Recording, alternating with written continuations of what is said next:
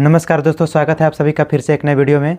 तो फिर हम पहले लेक्चर में बात कर चुके थे क्वेश्चन नंबर 24 तक। तो आज के लेक्चर में हम बात करेंगे 25 क्वेश्चन से। क्या पढ़ा रहे थे हम लोग उस वीडियो में? संख्या पर आधारित प्रश्न, नंबर सिस्टम का अंगड़ी चल रहा था आप लोग के बुक से, ठीक ना। तो पहला लेक्चर हमने वीडियो को 24 तक क्वेश्चन का डाल दिया है। तो अगर आप उसको नहीं देखे हैं तो उसको फिर से देख लीजिए, ठीक ना। तो फिर इसको देखिएगा। अगर वीडियो नहीं मिलेगा तो हम लिंक डिस्क्रिप्शन में डाल देंगे लेक्चर फर्स्ट का। आज लेक्चर सेकंड चलेगा, ठीक ना। तो संख्या है कि संख्या 5, 4, 7, 5, 6 निम्नलिखित में से किससे विभाजित है? 54,756 निम्नलिखित में से किससे विभाजित है? तो हमने आपको विभाज्यता का नियम, रूल्स ऑफ डिविजिबिलिटी 2 लेक्चर हमने बनाया था। तो आपको वो भी अगर देखे होंगे तो ये प्रश्न आपको समझ में आएगा। अगर आप उसको नहीं देखें तो प्लीज़ पहले उसको जाकर देख लें, लिंक डिस्क्रिप्शन में हम डाल देंगे, ठीक ना। तो आप लोग उसको पहले देख लेंगे, उसके बाद इसको देखेंगे, तभी समझ में आएगा। वरना कोई दिक्कत नहीं है, इसे भी देख सकते हैं, हम पूरा नियम के साथ बताते चलेंगे, ठीक ना। कह रहा है कि संख्या 54,756 निम्नलिखित में से किससे विभाज्य है? अब आपको 2, 3, 4, 8, 9 इस सब के विभाज्यता का नियम आना चाहिए। 2, 3, 5, 7, 9 इस सब के विभाज्यता का नियम आपको आना चाहिए, ठीक ना। कह रहा है कि संख्या 54,756 निम्नलिखित में से किससे विभाज्य है? तो कैसे चेक करेंगे? पहले नंबर 2 से चेक करने के लिए 54,756 2 से विभाजित है कि नहीं। तो 2 के विभाज्यता का नियम कहता है कि जिस संख्या के इकाई स्थान पर 0, 2, 4, 6 और 8 रहे तो वह संख्या 2 से विभाजित होगी, ठीक ना। डिविजिबिलिटी रूल बाय 2 यही कहता है कि संख्या के इकाई स्थान पर 0, 2, 4, 6 और 8 रहे तो वह संख्या 2 से विभाजित होगी। तो देखिए, तो 6 है ना, 6 है, इकाई स्थान पर क्या है? 6 है, तो 2 से विभाजित होगा कि नहीं? होगा ना। तो होगा, तो पहले 2 से विभाजित हो गया, कोई दिक्कत नहीं है। तो दो जो ऑप्शन में ले, तो 2 सब में है, 2 का है, सब में है। तो अब क्या देखते हैं? अब 3 से देखते हैं, 2 से अब 3 से देखते हैं। 3 की विभाज्यता का नियम कहता है कि संख्या के सभी अंकों का योग अगर 3 से विभाजित है तो वह संख्या 3 से विभाजित होगी। अब देखिए, 5, 4, 9, 9, 7, 16, 16, 5, 21, 21 से 6, 27, 27 3 से कटेगा कि नहीं? कटेगा ना। 3, 9, 27, तो ये भी संख्या 3 से विभाजित हो जाएगी, 3 से विभाजित हो जाएगी। 2 से कटा, 3 से कटा, हम लिख लेते हैं किससे किससे कट रहा है ना। उसके बाद देखते हैं 5, 2, 3 के बाद अब 4 देखते हैं, 4 देखते हैं। 4 की विभाज्यता का नियम कहता है कि संख्या का अंतिम 2 अंक अगर 4 से कट रहा है तो पूरा संख्या 4 से कटेगा। हमको फलाना ठिकाना पूरा एक बोर्ड दे दे, ठीक ना, उससे हमारे को मतलब नहीं है। संख्या का अंतिम 2 अंक, इकाई और दहाई का अंक, 2 अंक अगर 4 से कट रहा है तो पूरा संख्या 4 से कटेगा। तो 4 से 56, 4 एकम 4, 4 चौक 16, तो 14 चौके 56 हो जाएगा ना। 14 चौके 56 कट जाएगा कि नहीं? तो ये भी संख्या 4 से कटेगा। तो 4 भी हो गया, ठीक ना। 4 के बाद अब कौन लेते हैं? 5। 4 के बाद 5 लेते हैं। तो 5 की विभाज्यता के नियम कहता है कि जिस संख्या के इकाई स्थान पर 0 या 5 हो तो वह संख्या 5 से विभाजित होगी। इकाई स्थान पर 0 लौक रहा है? नहीं। 5 लौक रहा है? नहीं। तो कहाँ से होगा? है नहीं ना होगा, 5 से विभाजित नहीं होगा। हम क्या करते थे ना, हमको उस जब शुरू हम बनाते थे अंगणित तो हमको नहीं आता था ना, तो हम डायरेक्ट आंसर पीछे से उघारते थे और डायरेक्ट टिक करके आगे निकल जाते थे। लेकिन अब ऐसे थोड़ा ना होगा, कैसे करते रहिएगा। 5 से नहीं कटा। अब देखते हैं 6 से। 6 के विभाज्यता के नियम कहता है कि जो संख्या 2 और 3 दोनों से कट गया, 2 और 3 दोनों से कट गया, वो ऑलरेडी 6 से कट जाएगा। तो 2 से कटा है कि नहीं? 3 से कटा है तो 6 से भी कट जाएगा। 2 और 3 दोनों से कटा तो 6 से कटेगा। अगर खाली 2 से कटा, 3 से नहीं, तो 6 से ना कटेगा, 6 से नहीं कटेगा। अगर 2 और 3 दोनों से कट गया है तो वो संख्या 6 से भी कटेगा। तो देखिए, 2 और 3 दोनों से कटा है ना, तो ये 6 से भी कट जाएगा, 6 से भी कट जाएगा। तो 6 को भी ले लेते हैं साइड में अपना, ठीक ना। 6। अब देखते हैं 6 के बाद आता है 7। 7 की विभाज्यता का नियम कहता है कि कोई भी अंक अगर 6 के पहाड़ा में रिपीटेशन हो, क के पहाड़ा में 6 के पहाड़ा में रिपीटेशन हो कि, तो अगर 1 है तो 1 क बार रहना चाहिए? 6 बार। 1, 2, 3, 4, 5, 6, तो ये 7 से विभाजित हो जाएगा। अगर यह 1 12 बार रहे, 6 हो गया, 1, 7, 8, 9, 10, 11, 12, तब वो 7 से विभाजित हो जाएगा। 6 के पहाड़ा का रिपीटेशन कोई भी अंक हो, ठीक ना। जैसे अब 14 है 14 है 14 है, तो 14 का रिपीटेशन हो कि तो 6 बार 12 बार 18 बार ऐसे रहे तो संख्या क्या होगा 6 से विभाजित हो जाएगा। 14 देखिए 14 14 14 3 4 5 6, अगर 6 के पहाड़ा का रिपीटेशन रहे ना, कोई भी अंक अगर 6 के पहाड़ा का रिपीटेशन हो तो वह संख्या 7 से विभाजित हो जाएगा, ठीक ना। तो 7 की विभाज्यता का नियम देखिए, तो 6 ये रिपीटेशन है, ये कुल अलग अलग संख्या है, 7 से कटेगा कबो ना, कबो नहीं 7 से नहीं कट सकता है। उसके बाद 8 से देखते हैं, तो 8 की विभाज्यता का नियम कहता है कि संख्या का अंतिम 3 अंक अगर 8 से विभाजित है तो संख्या 8 से विभाजित होगी, ठीक ना। संख्या का अंतिम 3 अंक देखिए 7 5 6, 7 5 6, 8 से कट रहा है, 8 9 72, कितना बचा 3 6 और 4 32, नहीं कटेगा, 8 से नहीं कटेगा, 8 से नहीं कटेगा। संख्या का अंतिम 3 अंक अगर 8 से कट रहा है तो पूरा संख्या 8 से कटेगा, लेकिन 8 तो कट नहीं रहा है, 8 से कट रहा है नहीं। संख्या का अंतिम 3 अंक, ये 3 अंक जो है ये 8 से कटा है, नहीं कटा ना, तो 8 से नहीं कटेगा, 8 को ना लिखेंगे। उसके बाद 9 देखते हैं, क्या देखते हैं, 8 के बाद क्या आता है 9। 9 की विभाज्यता का नियम यही कहता है कि संख्या के सभी अंकों का योग, 3 की विभाज्यता का नियम और 9 की विभाज्यता का नियम सेम है, ठीक ना। तो 9 की विभाज्यता का नियम कहता है कि संख्या के सभी अंकों का योग 9 का गुणज हो, यानी पहाड़ा हो, ठीक ना। तो अब देखिए 5 4 9, 9 7 16, 16 5 21, 21 6 27, 27 9 से कटेगा कि नहीं, तो ये भी ऑलरेडी कट सकता है, यूँ कट गया 9। अब देखिए, अब हो गया ना, इतना ही तक ना है, और ही कौन है, इतना ही तक है। अब हमको ऑप्शन में रहना चाहिए 2 3 4 6 9, कहाँ है 2 3 4 6 9, हो गया, आ गया कि नहीं 2 3, तो ऑप्शन नंबर क्या हो जाएगा हम लोग का डी, ऑप्शन नंबर क्या हो जाएगा डी, हो जाएगा ना, हो जाएगा कि नहीं। स्टॉप करो वीडियो। चलिए अब हम लोग देखते हैं अगला क्वेश्चन, ठीक ना। ये वाला समझ में आ गया सबको, आप लोग को समझ में आ गया। अगला क्वेश्चन देखते हैं हम, ये डी इसका आंसर होगा। और अगला क्वेश्चन कहता है कि संख्या 12 47 96, 12 47 96 ना, कह रहा है कि निम्नलिखित में से किससे किससे विभाजित है। तो इसमें भी हमको डिविजिबिलिटी रूल, विभाज्यता के नियम याद रहना चाहिए ना। विभाज्यता के नियम आपको याद है, सवाल ऐसा बन जाएगा। विभाज्यता का नियम नहीं याद है, चुपचाप आगे हाथ जोड़ के सवाल को आगे बढ़िए, ठीक ना। अब देखिए कह रहा है कि संख्या इतना किससे किससे विभाजित होगा, तो पहले 2 से देखते हैं। तो 2 के विभाज्यता के नियम अभी हम लोग आप लोगों को बताएं कि जिस संख्या के इकाई स्थान पर 0 2 4 6 8 रहे तो वह संख्या 2 से विभाजित होगी। 6 है 2 से विभाजित होगा ना, 2 से विभाजित होगा कि नहीं, 2 से विभाजित होगा। 2 को लिख लेते हैं। आप देखिए फिर कितना कह रहा है, फिर 3 से देख लेते हैं। 3 की विभाज्यता का नियम क्या कहता है, 3 की विभाज्यता का नियम कहता है कि जिस संख्या के सभी अंकों का योग अगर 3 का पहाड़ा हो, 3 का गुणज हो तो वह संख्या 3 से विभाजित होगी। देखिए 1 2 3 3 4 7 7 7 14 14 14 15 14 15 5 4 9 1 1 2 29 29 कब 3 से कटेगा, 29 3 से कटेगा हो नहीं, तो यह संख्या 3 से विभाजित नहीं होगा। लो पूरा काट दिए ना, तो 3 से नहीं होगा, तो 3 को हम लिखबे नहीं करेंगे पहले तो ना।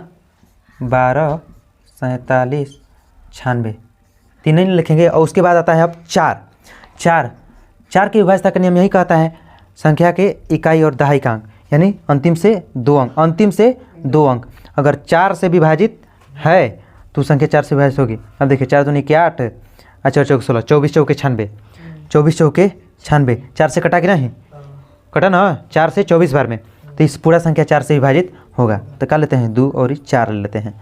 अब क्या कह रहा है 6 भी कह रहा है, 6 से भी देख लेते हैं। 6 से कह रहा है कि 6 का विभाज्यता का नियम यही कहता है कि जो संख्या 2 और 3 दोनों से विभाज्य है तब भी 6 से विभाजित होगा। तो भाई खाली 2 से कटा है, 3 से कहाँ कटा है, 3 से कटा है। जब 3 से नहीं कटेगा 2 और 3 दोनों से, ठीक ना, दोनों से कटना चाहिए। खाली दुइये से कटा है, 3 से कटबे नहीं किया, तो 6 से कटेगा? 6 से तो नहीं कटेगा। 6 से कब कटेगा? ये 2 और 3 दोनों से कटना चाहिए। 2 और 3 दोनों से कटा तभी 6 से कटेगा, तो खाली दुइये से कटा है, 3 से नहीं ना कटा है, तो 6 से नहीं कटेगा, 6 से नहीं कटेगा। ठीक ना? इतना समझ में आया आप लोग को? कोई दिक्कत है? इतना समझने में कोई दिक्कत है आप लोग को? अब देखिए 6 से नहीं कटा, अब क्या देख लेते हैं? 8 से देख लेते हैं। 8 के विभाज्यता के नियम कहता है कि संख्या के इकाई, दहाई, सैकड़ा का अंक, यानी अंतिम से 3 अंक अगर 8 से कट रहा है तो संख्या 8 से कटेगा। देख लेते हैं इसको भी। 8 से 3 अंक 7 9 6, 8 9 72, कितना बचा? 7 6 है, 7 6 76। अब 8 के पारा में 76 आता है नहीं, तो 8 से तो नहीं ना कटेगा। यानी क्या से कटा? खाली 2 से और 4 से, खाली 2 से और 4 से। Option number D. कोई दिक्कत है? स्टॉप करो वीडियो। तो इतना आप लोग सभी लोग उतार लीजिएगा। ठीक ना? आगे बढ़ते हैं। 27 क्वेश्चन अब हम देखते हैं। बोल रहा है कि 1 से 20 तक, 1 से 20 तक सभी अभाज्य संख्याओं का, सभी अभाज्य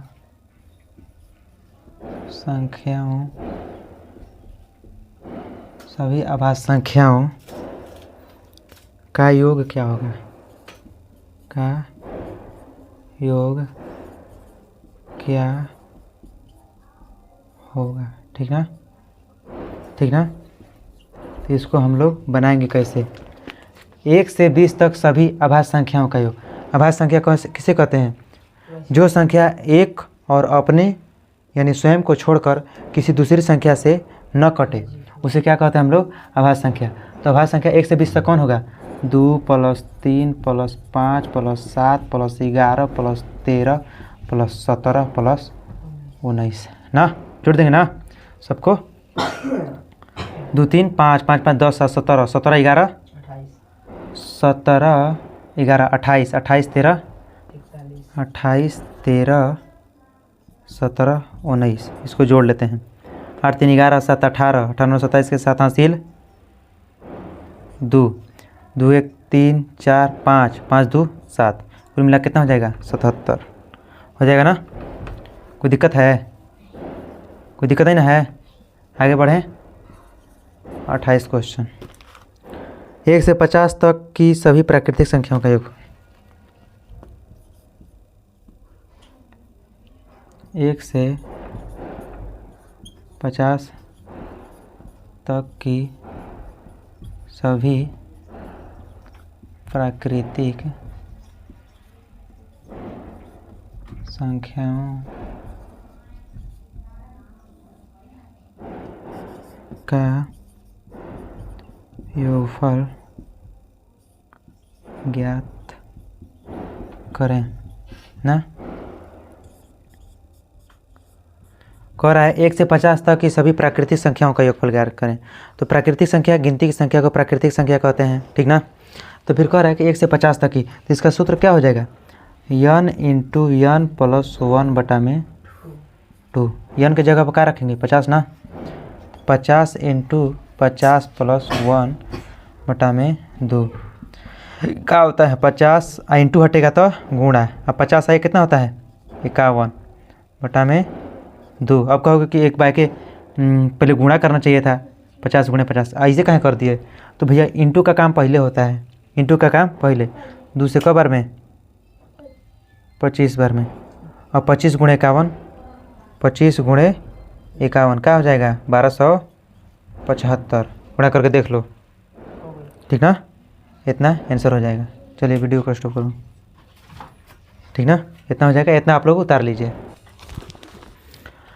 अब हम लोग 29वां क्वेश्चन देखते हैं। 29वां क्वेश्चन क्या कह रहा है? कह रहा है 1 से 100 तक की सभी प्राकृतिक संख्याओं का योगफल बताओ। 1 से 100 तक की सभी प्राकृतिक संख्याओं का योगफल ज्ञात करें ना। अभी इससे पहले 28 क्वेश्चन हमने देखा। ये कौन सूत्र पर, n इंटू एन प्लस 1/2। तो आप लोग वीडियो को स्टॉप करके पहले इसको बनाएंगे अपने से, ठीक ना। उसके बाद वीडियो को देखेंगे और अपना आंसर मिलाएंगे, ठीक ना। तो चलिए इसको हम देखते हैं। Question n into N plus 1/2 क्या हो जाएगा। तो 100 इंटू 100 प्लस 1/2 कितना हो जाएगा। 100 गुणे 101 101/2 उसे 50 बार में, और 50 गुणे 101 कितना हो जाएगा। 5050 आंसर, ठीक ना। हो गया, स्टॉप करो। तीसरा प्रश्न कह रहा है प्रथम 25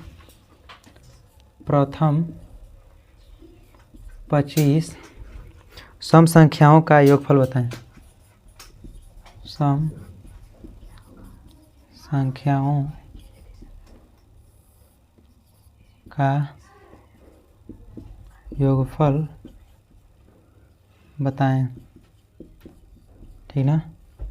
प्रथम 25 सम संख्याओं का योगफल बताएं। तो इसका फार्मूला होता है, आप लोग इसको राइट करेंगे इसको, कि प्रथम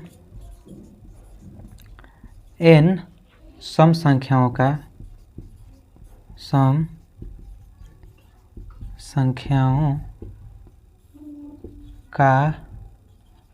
योगफल बराबर, प्रथम n सम संख्याओं का योगफल क्या हो जाएगा। n इंटू एन प्लस 1 यानी कि 25 इंटू 25 प्लस 1 ना। तो 25 गुणे 25 आगे कितना हो जाएगा 26 ना है। तो 25 गुणे 25 कितना होता है। 25 गुणे 25 यानी देखो ना ऐसे, 25 इंटू 26 कैसे होता है। 25 प्लस 1 होता है ना 26। तो 25 गुणे 25 कितना 25 गुणे 25 पहले होगा 25 गुणे 25 प्लस 25 गुणे 1, 25 गुणे 25 625 और प्लस 25 गुणे 1 25। अब 625 और 25 कितना होगा 650 हो जाएगा ना। 625 और 25 कितना होगा 650 हो गया। इतना करने की कोई ज़रूरत नहीं, हो गया कि नहीं।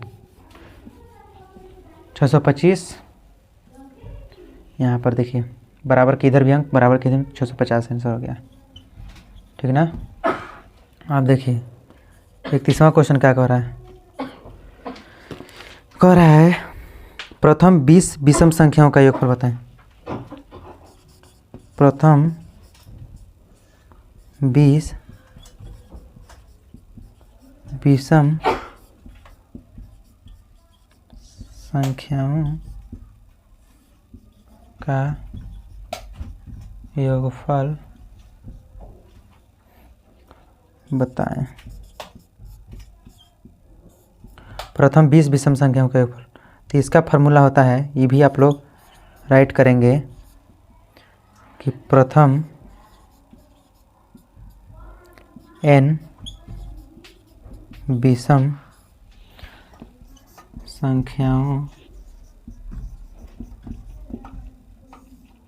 का योगफल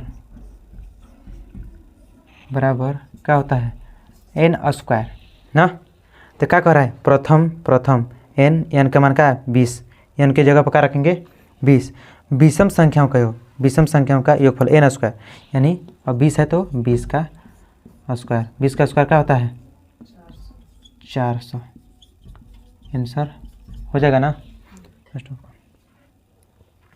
इसको आप लोग उतार लीजिए, ठीक ना।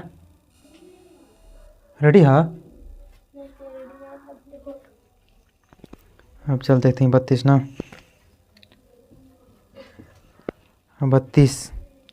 32 कहा था प्रथम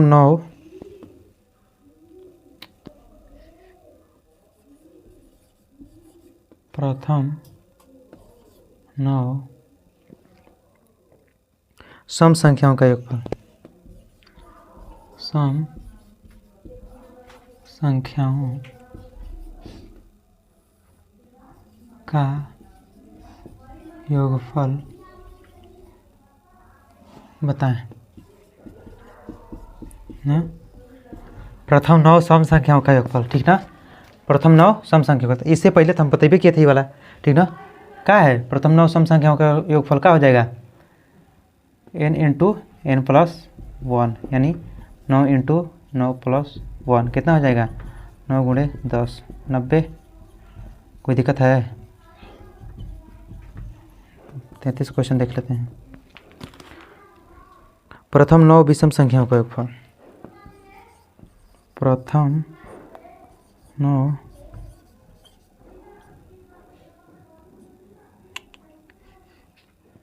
विषम संख्याओं का योगफल बताएं। प्रथम 9 विषम संख्याओं का, तो इसको भी तो बतेबे किए हैं, ठीक ना। ऑनलाइन वाले इसको आप लोग पहले वाला सवाल समझ गए होंगे, तो आप लोग पहले स्टॉप करके वीडियो को फिर अपने से बनाएं, फिर उसके बाद देखें, ठीक ना, आंसर को मिलाएं। तो 9 विषम संख्याओं का योगफल क्या हो जाएगा n स्क्वायर, यानी 9 के स्क्वायर क्या हो जाएगा 81, ठीक ना। आया है। उसके बाद क्या कह रहा है, चलिए इतना उतारिए आप लोग, ठीक ना। उसके बाद आगे हम लोग बढ़ते हैं।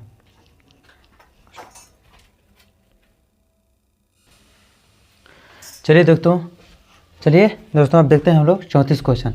किसी संख्या को 999 से भाग देने पर भागफल 274 तथा शेषफल 103 है, तो संख्या बताएं। आप लोग को एक फार्मूला पता होगा, भाज्य बराबर भाजक गुणे भागफल प्लस शेषफल, ठीक ना। तो भाज्य बराबर हमको मालूम करने के लिए भाजक कितना है 999 गुणे भागफल कितना है 274 और प्लस शेषफल कितना है 103। तो क्या हो जाएगा 999 गुणे 274 करेंगे तो दोस्तों हम लोग का कितना आ जाएगा 27, 37, 26। 999 गुणे 274 करेंगे तो हम लोग का इतना आ जाएगा, ठीक ना। उसके बाद इसमें क्या करिए 103 प्लस कर दीजिए, तो कितना आ जाएगा 27, 38, 29। इतना हम लोग का आंसर हो जाएगा। उम्मीद करते हैं आप लोग इसको समझ गए होंगे। हम इसको पहले से गुणा करके रखे थे ताकि ज़्यादा समय लॉस ना हो, ठीक ना। इतना आप लोग देख लीजिए, ठीक ना। स्टॉप करो वीडियो।